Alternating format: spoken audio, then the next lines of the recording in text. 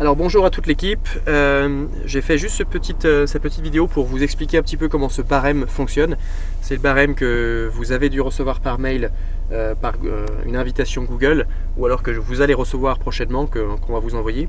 Donc ce barème il a été créé, c'est pour rendre la chose plus facile pour chacun d'entre vous de pouvoir calculer exactement la commission qui vous sera due, d'enregistrer les ventes que vous faites, et depuis de garder un œil sur les ventes que vous faites sur une année, sur 12 mois. Et ça permet aussi à chacun d'entre nous dans l'équipe Aravisoy Days de pouvoir regarder les montants que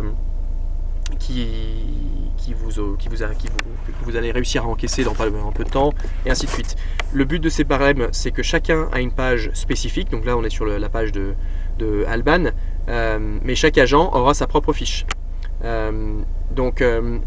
Donc l'idée, voilà, c'est que ce ne soit pas partagé, tous les agents n'auront pas accès à ces fiches-là, ce sera l'agent en question et peut-être Hannah et moi, pour garder un œil sur le récap de ce que vous avez annoncé en tant que commission.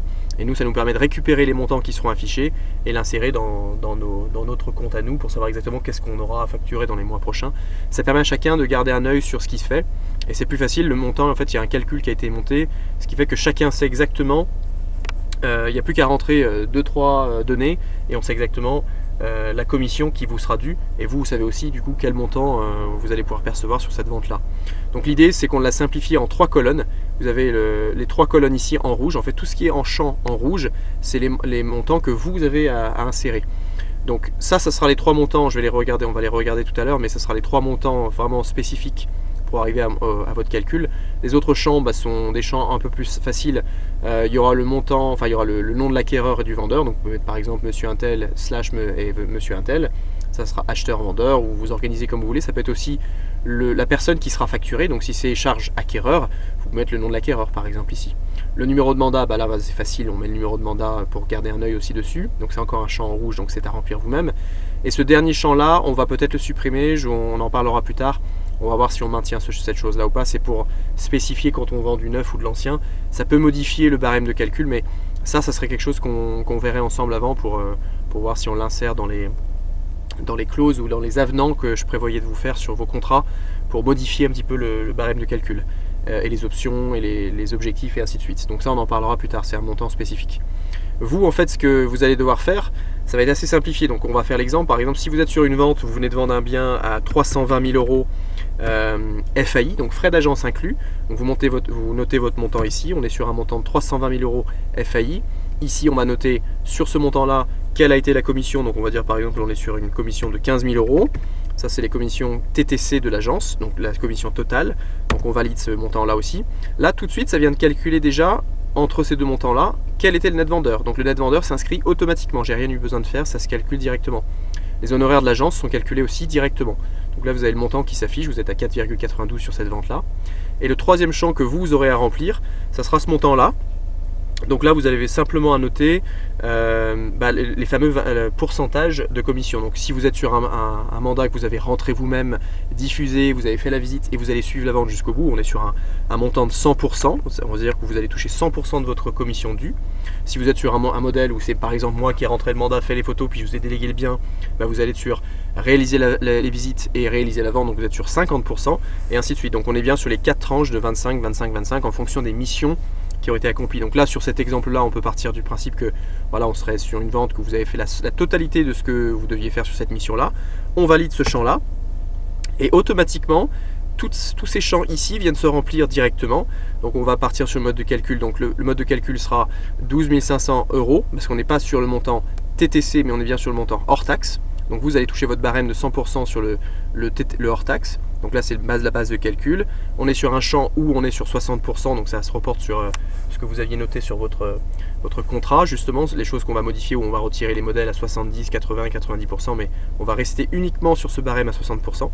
Donc là, le mode de calcul, enfin la base de calcul pour vous, c'est vos 60% dus, c'est 7500. Donc le total commission, c'est bien 7500. La contrepartie de 10% se fait sur ce montant-là. Ça, c'est la fameuse contrepartie qu'on va plafonner dorénavant, mais qui vient se défalquer du montant dû sur votre commission pour l'agence, pour justifier du fait que vous avez accès au bureau, aux flyers, aux papiers, tout ce qu'on vous met à disposition.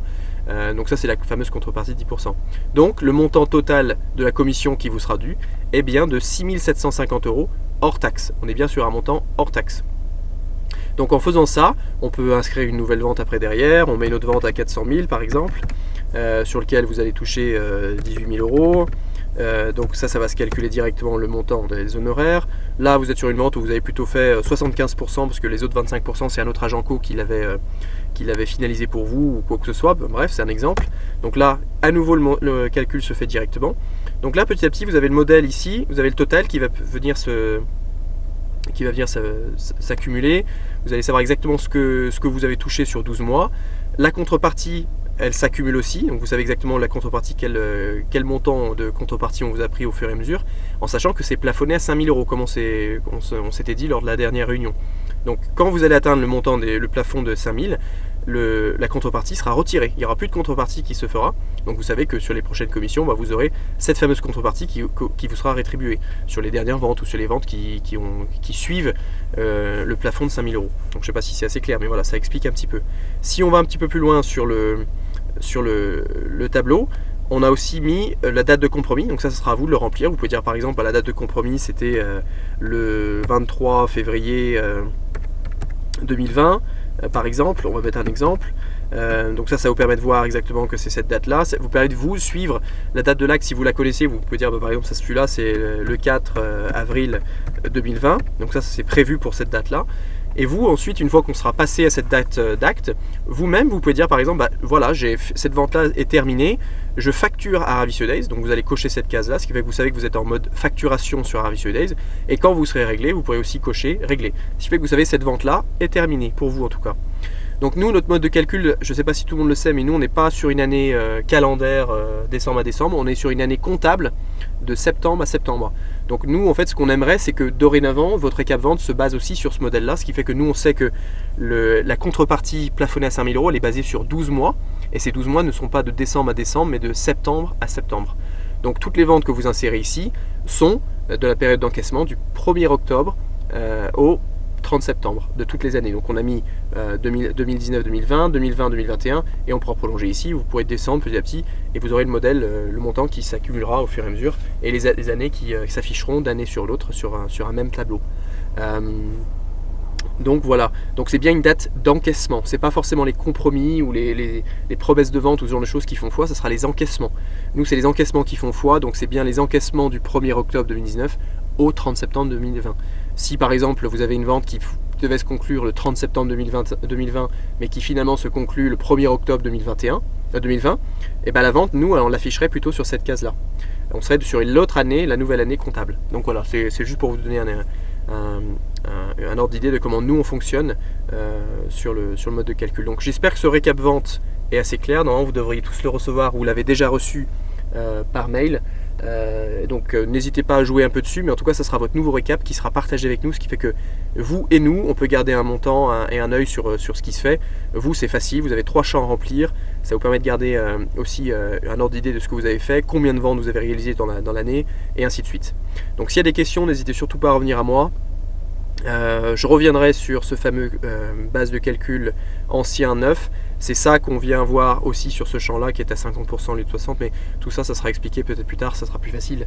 On fera le point là-dessus. Donc pour l'instant, n'en tenez pas compte de ces deux champs là. C'est pas d'actualité. Donc voilà, j'espère que ça a été assez clair, j'espère que c'est pas trop long, et n'hésitez pas à me rappeler si vous avez besoin de quoi que ce soit. Allez, à plus, ciao tout le monde.